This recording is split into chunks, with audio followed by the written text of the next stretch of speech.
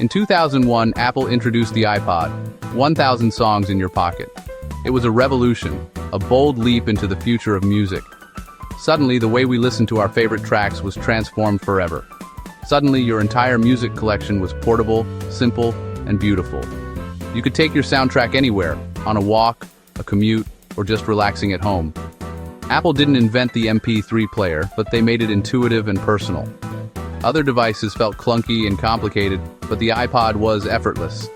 The click wheel let you scroll through hundreds of tracks with just your thumb. It was tactile, satisfying, and made finding your favorite song a joy. The iPod was more than a device, it was an experience. It brought people together, letting friends share music and memories. You'd plug it in and your music just synced. No hassle. The connection with iTunes made managing your library seamless and stress-free. Apple focused on feelings, not just features. They wanted you to love your music again, to rediscover old favorites and explore new sounds. The iPod personalized listening, making music a constant companion. It fit into every part of your life, from studying to traveling. Playlists for every mood, everywhere you went. Your music could match your day, your feelings, and your adventures. This little white box became a cultural phenomenon. The iconic white earbuds were instantly recognizable, a symbol of a new era. It set the stage for Apple to dominate music for decades, paving the way for future innovations like the iPhone and Apple Music. The journey to reshape the music industry had begun, and it all started with a device that fit in your pocket. Before 2001, the music industry was in chaos. Illegal downloads on Napster exploded, and artists weren't getting paid.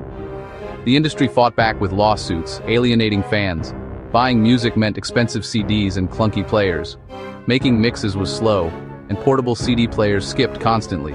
People wanted digital music and portability, but the industry clung to plastic discs. Steve Jobs saw opportunity, not piracy. He believed people would pay for music if it was simple and fair. Apple's strategy: embrace technology, delight customers. The iPod was only half the answer. The world needed a legal, easy way to get music onto it. Apple was ready to provide the solution. The stage was set for the iTunes Store. In 2003, Apple launched the iTunes Music Store, the missing piece in the digital music puzzle. At a time when piracy was rampant and music fans were desperate for a better way, Apple offered a groundbreaking alternative. For the first time ever, you could buy a single song for just 99 cents, instead of being forced to purchase an entire album. This simple pricing model made music more accessible than ever before. Apple convinced major record labels to unbundle albums and empower listeners to choose exactly what they wanted. It was a bold move that changed the industry. Now, you could buy only the tracks you loved, skip the ones you didn't, and build your own custom playlists with ease. The iTunes Store and iPod worked seamlessly together, making it effortless to take your music anywhere. With just one click, you could buy a song, and it would sync automatically to your iPod. No hassle, no waiting. Suddenly, buying music legally was easier, faster, and safer than piracy. The convenience was unmatched. Steve Jobs personally negotiated with skeptical record labels, promising them a brand new revenue stream and a way to reach millions of digital customers. The store launched with an impressive 200,000 songs and sold 1 million tracks in its very first week, proving the demand was real. Apple quickly became the world's biggest music retailer, without a single physical store, reaching customers everywhere. The iPod and iTunes created powerful loyalty, turning millions of users into lifelong Apple fans. As you built your digital library, you became more invested in the Apple ecosystem and more likely to buy another iPod. With this, Apple's dominance in digital music was sealed, forever changing how the world listened to and bought music. Technology kept moving. Soon, streaming changed everything. Why own songs when you could stream anything, anytime? Spotify and Pandora offered vast libraries for a monthly fee. The idea of a personal library started to feel old.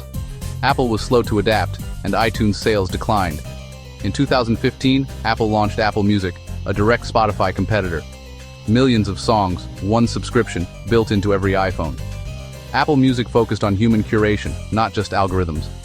Famous DJs and curated playlists brought a personal touch.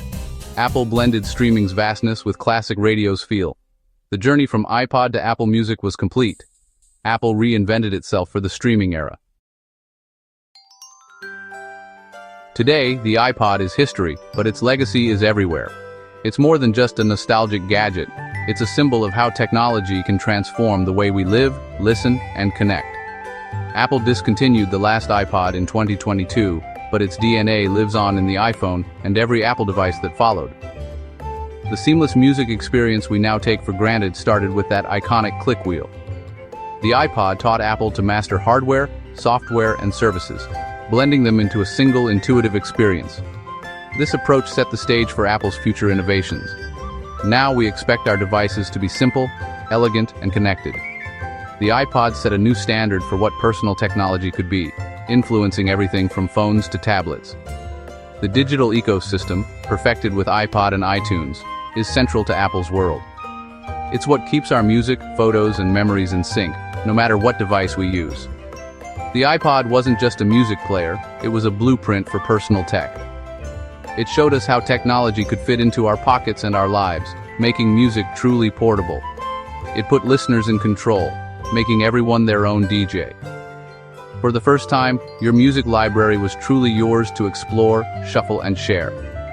Playlists became personal soundtracks for life's moments, letting us curate the music that matched our moods, memories, and milestones.